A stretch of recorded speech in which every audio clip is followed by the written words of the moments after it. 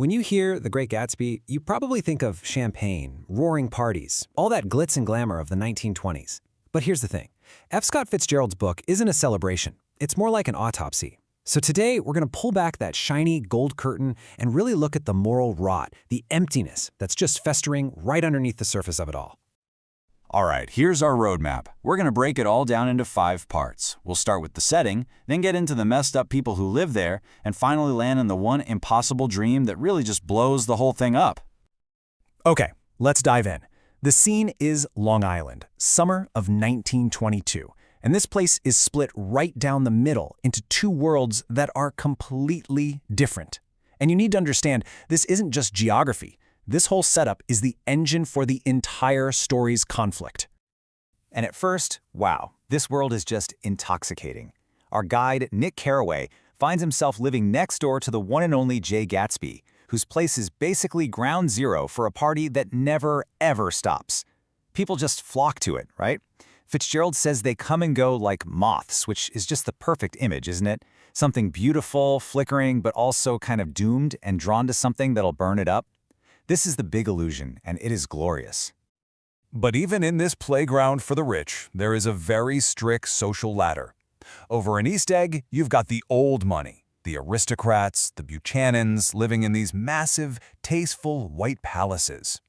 Then there's West Egg, where Nick and Gatsby live. That's the land of the new money. It's seen as tacky, flashy, full of these huge houses that are just imitating the real thing. See, it's not about how much money you have. It's about how long your family has had it. It's old status versus new fortune, and right from the jump, you know exactly who's got the home field advantage. So, who exactly are the people living in these fancy white palaces? Well, we meet them pretty early on, and let me tell you, it doesn't take very long for their perfect, elegant masks to start cracking. This is one of the very first things Daisy Buchanan says, and just listen to it. I'm paralyzed with happiness. She doesn't just say it, she sort of sighs it. It's a performance. It sounds clever and charming, but you can feel right away that it's completely hollow. It's not a real feeling, it's a line from a play she's starring in. And then there's her husband, Tom. Now, he's not some sophisticated, charming, rich guy. No way. Fitzgerald describes him as a brute, a powerful man with a cruel body. And his cruelty isn't just physical. He loves to spout these disgusting, racist ideas he read in some book. He's powerful, he knows it, and it makes him reckless and, well, careless. Especially with his affair, which is this open secret that everyone just has to pretend they don't see. But all that pretending, all that polite society nonsense can only hold up for so long. They get away from the perfect green lawns of East Egg into this cramped, hot apartment in the city, and the whole facade just shatters. We get to see the raw, ugly violence that's holding Tom's world together. This moment is just, it's shocking. It's so fast, so casual. Myrtle, his mistress, challenges him. She dares to say his wife's name out loud, and his response, instantly, is to hit her, to break her nose. There's no argument, just force. This one brutal little moment shows you exactly who these careless people are. They will break anything or anyone that gets in the way of their comfortable little lives. So all that carelessness, all that consumption, it has to go somewhere, right? Well, between the fantasy land of the eggs and the city, there's this other place. This is the consequence. This is the Valley of Ashes. It is the literal and moral garbage dump of the Jazz Edge. And just look at the contrast here. On one side, you have the Buchanan's beautiful, cheerful mansion.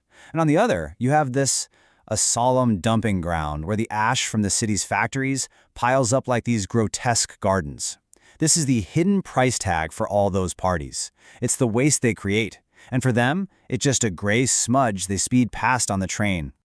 And watching over this entire wasteland are the eyes of Dr. T.J. Eckelberg.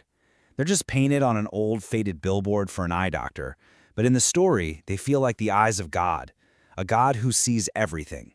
Tom driving by with his mistress, the poverty, the pollution, but does absolutely nothing. He just watches this forgotten, broken world without saying a word. So, at the very center of all of this, you have this one guy, an absolute mystery wrapped in money and rumors. So, let's get to it. Who in the world is Jay Gatsby? The funny thing is, nobody at his own parties has a clue. He's the host, but he might as well be a ghost. The air is just thick with gossip, and it gets wilder and wilder. He killed a man. He was a German spy. He's related to royalty. And Gatsby himself? He doesn't seem to mind. The mystery is part of the show. So you'd think when Nick finally gets the chance to ask him directly, he'd get a straight answer, right? Oh no, not even close. The story Gatsby tells is even crazier than the rumors. His life story sounds like it was ripped from a cheap adventure novel. He says he's the son of a rich family, went to Oxford, became a major war hero, and then just bummed around Europe collecting jewels. It's a total performance, a script he's memorized, and Nick knows something's off. But this huge, fake identity, it's been built for a very, very specific reason. Which brings us to the big, crucial question. Why? Why all of this? The parties that cost a fortune, the giant mansion, the made-up stories. What is the point of this spectacular and honestly very lonely performance? And there it is, the reveal, the whole thing, every single party, every bottle of champagne, every stranger who walked through his door. It was all for one person, Daisy Buchanan.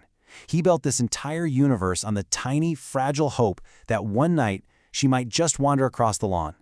This wasn't luck. It was a 5-year, meticulous plan. Now, let's be very clear. This is not a love story. This is an obsession. Gatsby isn't actually in love with the real Daisy. He's in love with a memory of Daisy from 5 years ago, a memory he has polished and perfected until it became this all-consuming dream. He doesn't just want a future with her, he wants to literally rewind time and erase the past 5 years as if they never happened. And this single image, this says it all. This is his quest. Before Nick even properly meets the guy, he sees him out there, alone in the dark, reaching his hand out across the water, reaching for a single tiny green light. It's the light at the end of Daisy's dock. It symbolizes everything he wants, so close he can see it, but can never ever actually touch. A past that's gone forever, a social status he can only fake, and a version of a woman that only exists in his head. So in the end, what do we have? We have a man who built a breathtakingly beautiful illusion to win back a hollow woman who is married to a brutish man, all surrounded by careless people on the edge of a moral wasteland. And that really leaves us with the one tragic question at the heart of the whole book. Can a dream that's so grand, but built on a foundation that's so completely rotten, ever lead to anything but total disaster?